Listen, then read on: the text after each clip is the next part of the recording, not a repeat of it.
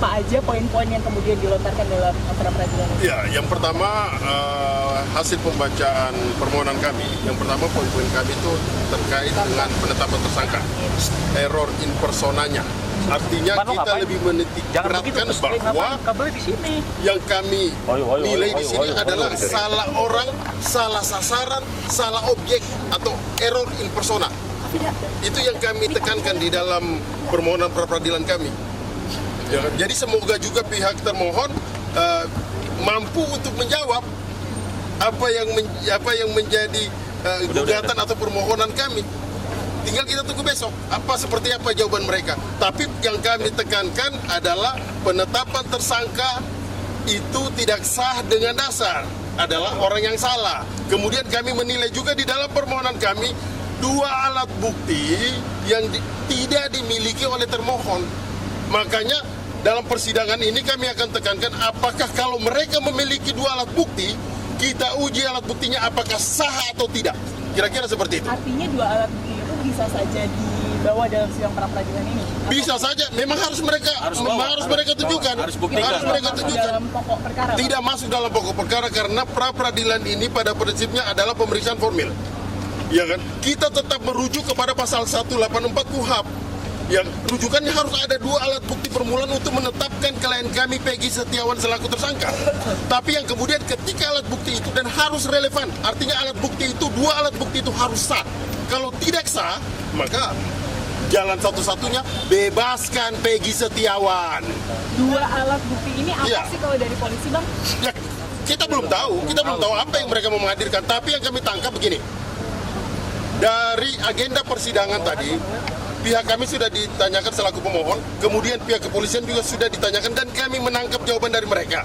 Saksi tidak ada, ya kan? Saksi tidak ada, mereka hanya mengajukan satu ahli. Makanya nanti kita lihat, kemudian bukti apa lagi?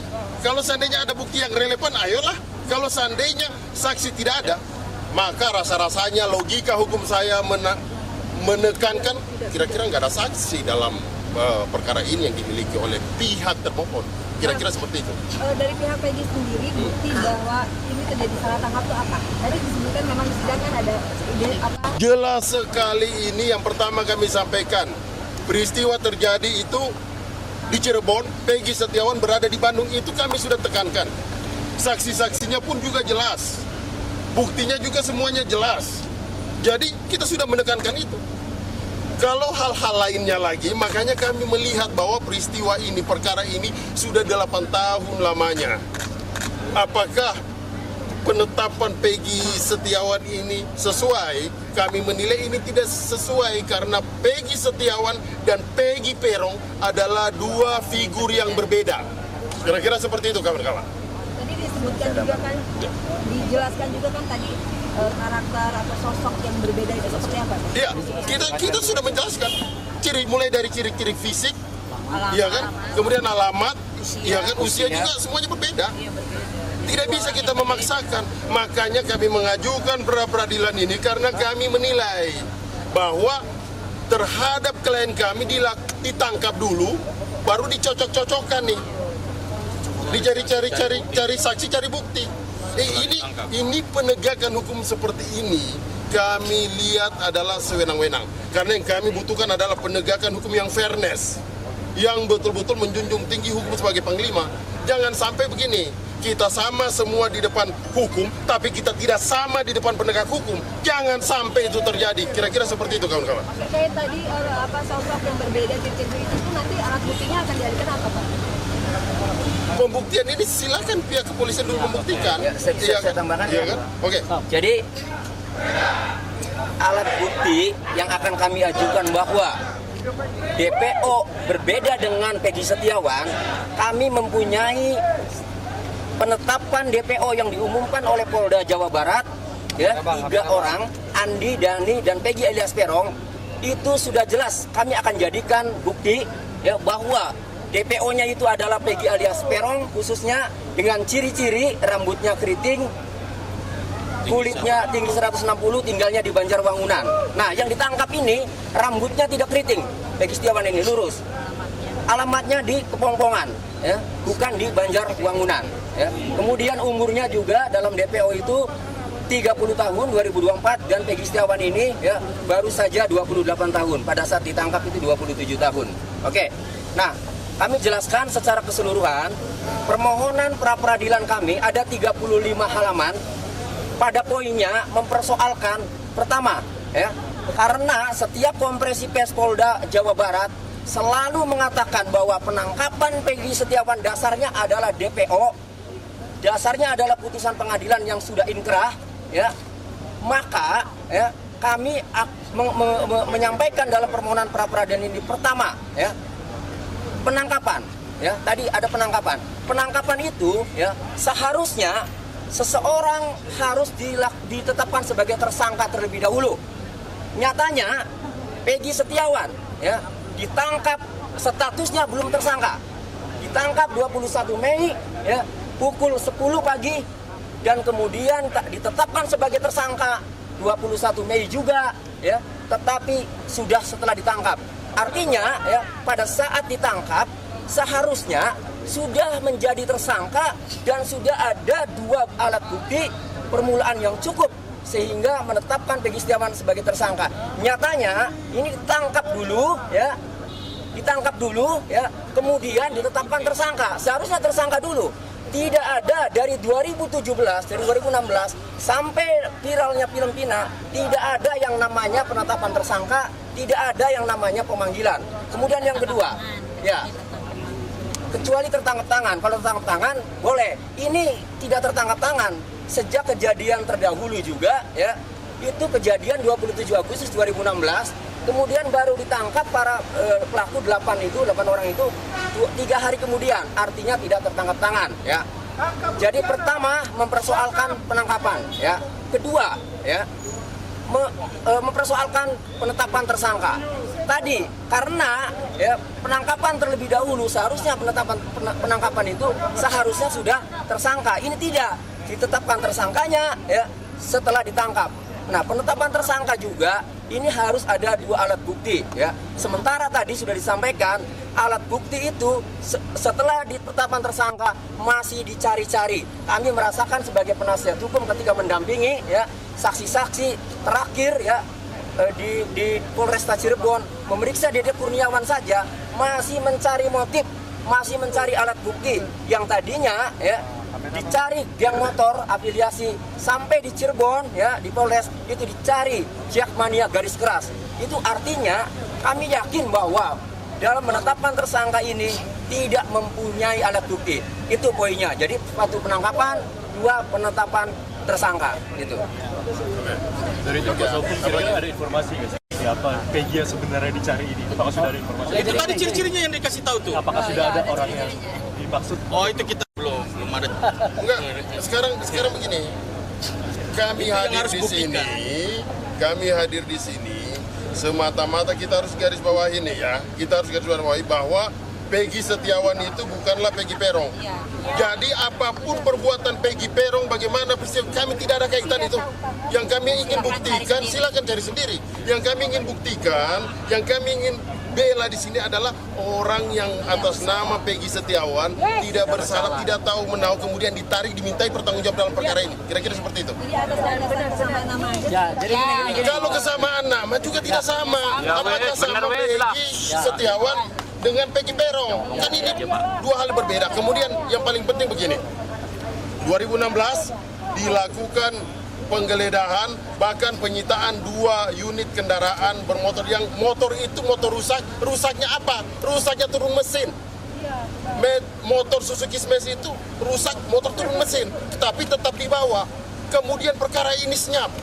Kalau saja Peggy Setiawan dari 2016 akan dilakukan penangkapan, kira-kira sudah dilakukan penangkapan bukan di 2024 ini. Pertanyaannya kenapa didiamkan?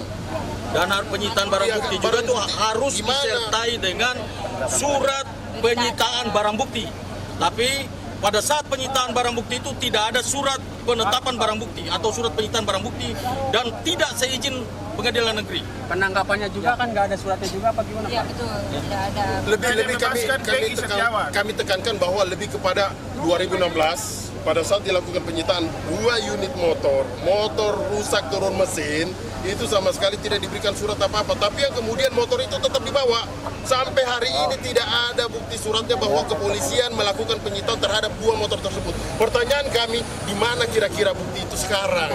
Di mana bukti itu sekarang? Karena bukti tersebut juga tidak dimasukkan di dalam 8 terpidana ini sebagai alat bukti. Nggak masuk itu juga.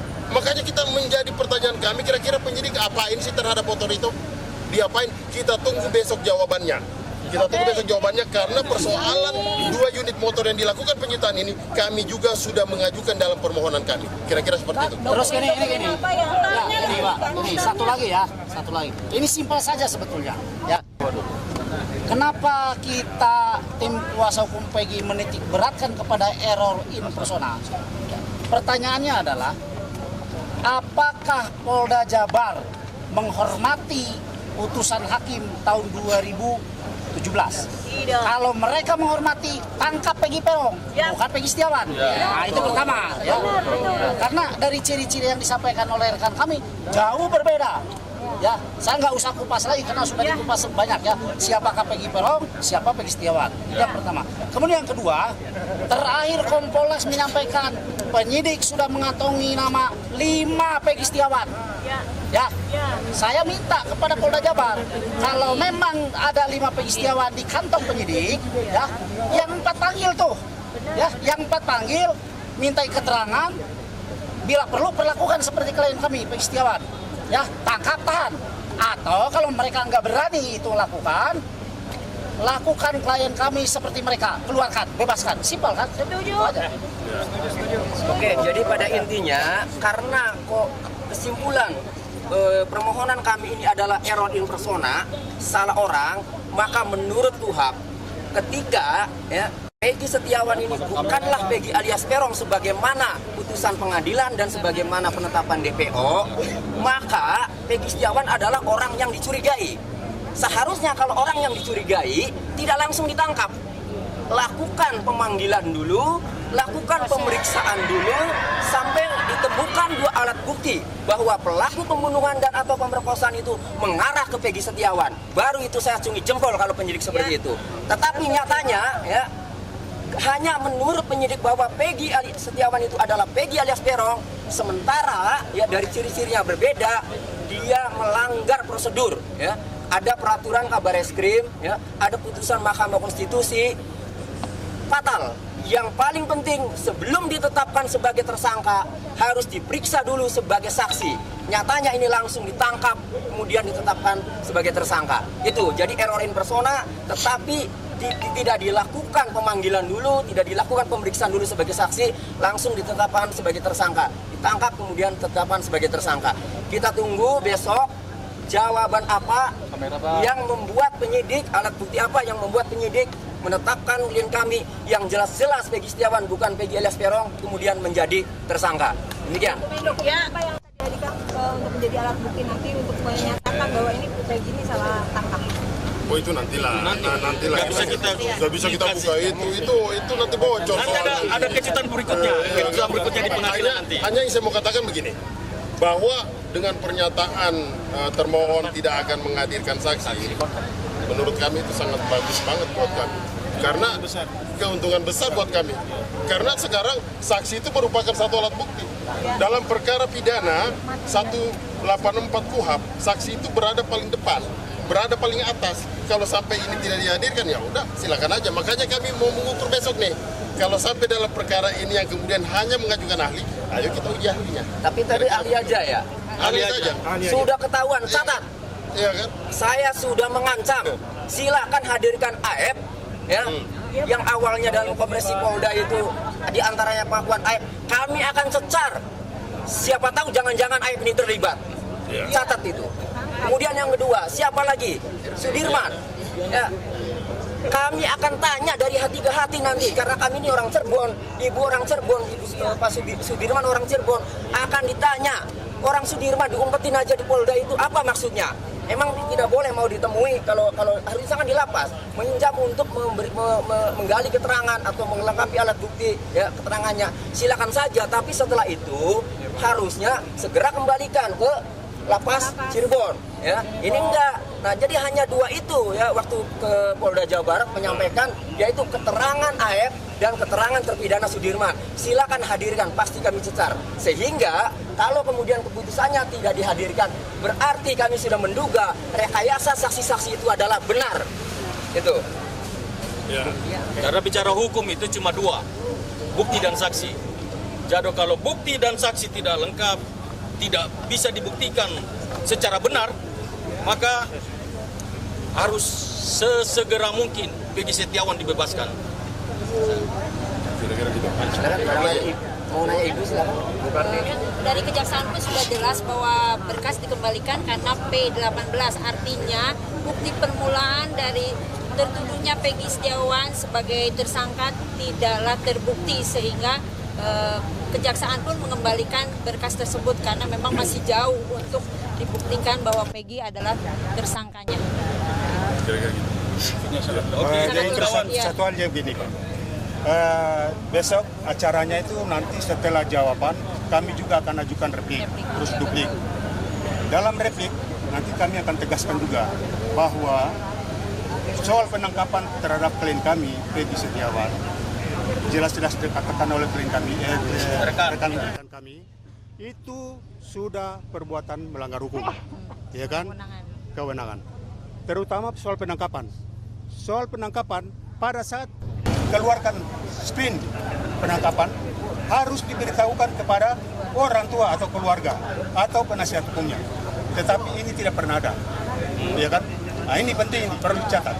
Nanti akan kami tegaskan dalam replik besok. Terima kasih sudah ya. Terima kasih teman-teman.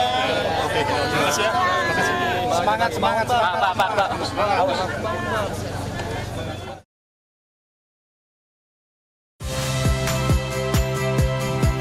Saya Cynthia Rompas. Saksikan program-program Kompas TV melalui siaran digital, pay TV, dan media streaming lainnya. Kompas TV, independen, terpercaya.